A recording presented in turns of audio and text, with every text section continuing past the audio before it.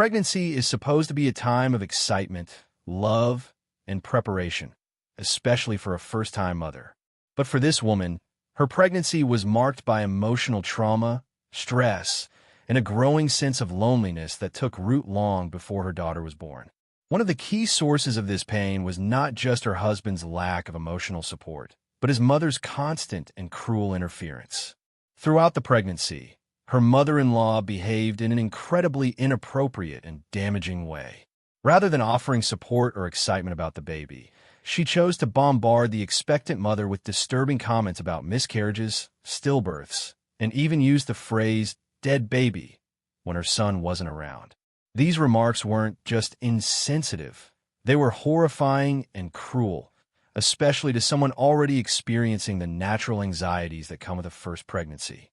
It was not just one comment or one bad day. It was a pattern of torment that left the woman feeling emotionally abused and unsafe in her own family environment. When she brought this behavior to her husband's attention, he didn't dismiss her outright. He acknowledged her pain and sympathized with her feelings. But that was where his support stopped. No concrete action was taken to protect her or set boundaries with his mother. He didn't confront her mother-in-law or shield his pregnant wife from further emotional harm. He stayed passive, perhaps to avoid conflict or out of discomfort. But the result was that his wife was left to deal with this trauma alone. This inaction began to fracture the foundation of trust and safety in their relationship. This emotional abandonment during pregnancy had long-lasting effects. Not only did it show her that she couldn't rely on him to stand up for her when it truly mattered, but it also created an environment where her emotional well-being was consistently dismissed or deprioritized. Instead of being a team navigating this life-changing journey together, she was left to carry both the physical and emotional burdens of pregnancy by herself. What makes this more heartbreaking is that she didn't start out with resentment. It built slowly, from months of having to smile through pain, downplay her fears, and suppress her feelings to keep the peace. She tried to move past it, hoping things would change once the baby arrived. But the damage had already started. Her husband's failure to establish boundaries with his mother was a red flag, and his inability to recognize the impact of his inaction became the first big crack in their relationship as new parents. The emotional neglect she endured during her pregnancy was subtle but deeply harmful. It wasn't about him yelling or being overtly cruel. It was the absence of action, the silence in the face of harm, and the way her experiences were minimized. This silence, this emotional vacancy, is often more painful than direct conflict because it leaves a person feeling unseen and unsupported. It planted the seeds of loneliness that would only grow stronger in the months to come. By the time her baby was born, she was already exhausted, not just physically but emotionally. Her trust in her husband's ability to be a true partner had been eroded, and instead of feeling safe and supported, she felt isolated and emotionally depleted. That emotional distance, established during pregnancy, became the groundwork for everything that followed in their postpartum experience. Childbirth is a life-altering event. It reshapes a woman's body, mind, and emotions, and it introduces the all-consuming responsibility of caring for a helpless newborn. For this new mom, that transition into motherhood wasn't met with the warmth, care, or support she so desperately needed. Instead, she found herself drowning in physical pain, sleep deprivation, and emotional isolation, while her husband remained oblivious to the weight she was carrying alone. The first signs of trouble began right after delivery. Still recovering in the hospital, sore and emotionally raw, she was left alone. Her husband went home, not because of an emergency or a pressing need, but simply because the couch in the hospital room was uncomfortable. She had just brought their daughter into the world, and he left her. That abandonment echoed loudly in her heart. She had to call him repeatedly just to get him to return, not for help with the baby, but simply because she was lonely and needed someone by her side. It was an early, painful signal that her postpartum experience would be lonelier than she had expected.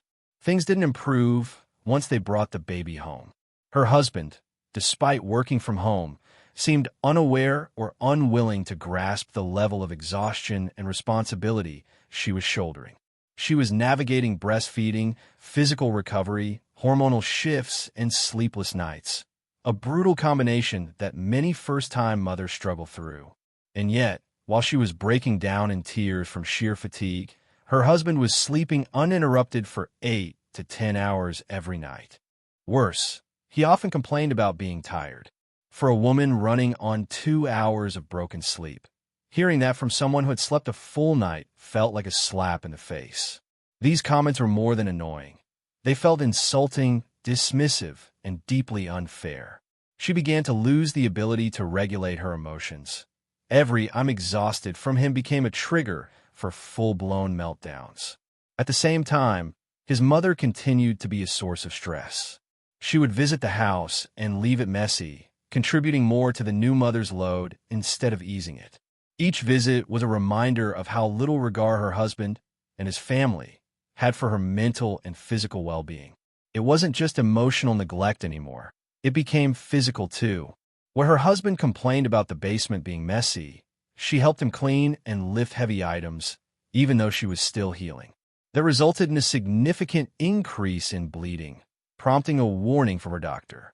But instead of stepping in to protect her, he kept asking her to do things she physically shouldn't be doing. And when she declined, he became annoyed. Her needs were treated like inconveniences. She wasn't a partner in his eyes. She was someone who was supposed to just keep going, no matter the cost. Day by day, the resentment deepened.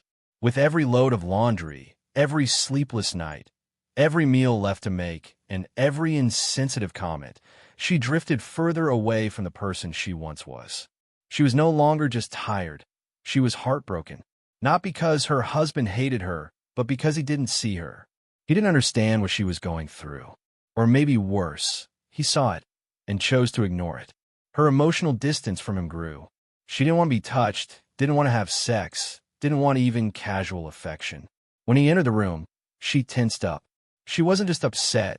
She was hurt, angry, and starting to feel like she was reaching her breaking point. Everything that was once a shared dream, their relationship, their baby, their home, now felt like a one-woman job. And that woman was running on empty. 3 months into motherhood, the cracks that had been forming throughout the pregnancy and postpartum period finally gave way. After months of emotional neglect, overwhelming exhaustion, and a total lack of support, the dam broke, and with it came the raw, unfiltered truth. The day started like many others, with the weight of a sleepless night on her shoulders.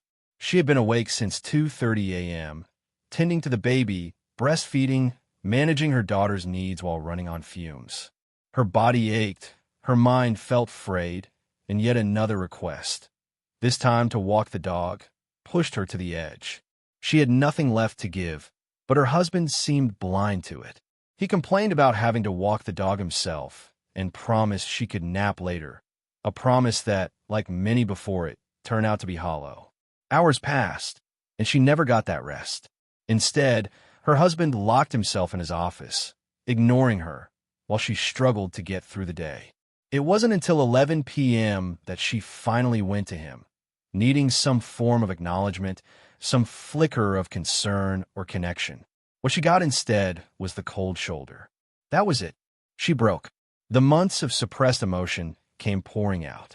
She sobbed uncontrollably, shaking with rage and despair, and finally let herself say all the things she had been holding in. She told him she hated him.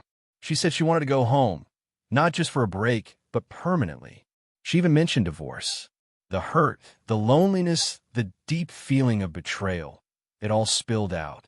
Then came the final blow. When she asked what he had done all day, he told her he'd napped.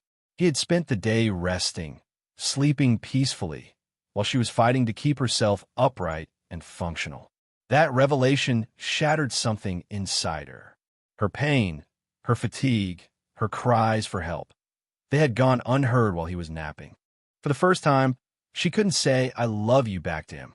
She didn't feel it. In that moment, love felt distant, buried under layers of resentment and sorrow. But something shifted, perhaps because her words were finally sharp enough to pierce through his oblivion Or maybe it was the bag she had packed by the door, a visual reminder that this wasn't an empty threat. She was truly ready to leave. And for once, he saw that. He apologized, not with empty words, but with a softness and sincerity she hadn't seen before. He didn't bombard her with excuses or defensiveness. He simply said sorry and then asked the question she had needed to hear all along. "What do you need me to do?" That moment, small as it seemed, was monumental. It wasn't a fix. It didn't erase the damage. But it was a crack of light in what had been a very dark tunnel. For the first time, he acknowledged her suffering not just with words, but with humility. The confrontation was a turning point. It marked the end of silence and emotional bottling, and the beginning of real, open communication. She finally told him about the emotional wounds from pregnancy, the pain of doing it all alone, and the way his actions or inactions had broken her down. And for once, he didn't look away. After months of feeling unheard, unseen, and emotionally abandoned, a shift finally began. The moment she opened up, laid out her pain, and let her husband see the full extent of her suffering, something changed. He saw the bags packed by the door, a physical, undeniable sign that she was truly ready to walk away, and it snapped him out of his comfort zone. This time he listened, really listened. The power dynamic that had kept her feeling trapped and unsupported began to shift. She didn't come into that conversation begging for change. She came in standing strong, not just as a mother, but as a woman reclaiming her voice. And she made it clear, if things didn't change immediately, she and her baby would be gone. That clarity, that resolve, was what finally jolted her husband into action. In that conversation, she laid everything out, all the resentment that had built since her pregnancy. She told him about the pain his mother caused, the emotional torment she endured without his defense, and the abandonment she felt in the hospital. She talked about how lonely and exhausted she'd been, how everything at home had fallen on her, and how hearing him complain about tiredness while she was on the brink of collapse made her feel invisible. At first, he reacted the way many do when confronted, defensively. But she drew her boundary with crystal clarity. She would not tolerate deflection or excuses. She was done playing the quiet, patient wife. If he couldn't face what she had been through, she was walking. And so he stopped. He listened. No justifications. No blaming. Just listening. And when it was his turn to speak, he didn't offer 10 hollow apologies. He gave one heartfelt one. Then he asked what she needed. That was the beginning. Together, they crafted a new plan, a new rhythm, one where she wasn't the sole pillar holding their home together. Her husband took over dog walking permanently. He agreed that his mother was no longer welcome, not in the house, not near the baby, and not part of her daily emotional landscape. This wasn't up for debate. Boundaries were drawn clearly and finally, and her husband respected them. They also made an important emotional shift, redefining their roles at home. Just because he worked didn't mean her work as a stay-at-home mom was less demanding.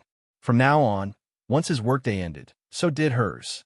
He would step in with full responsibility for their daughter in the evenings, giving her a break she hadn't had since birth.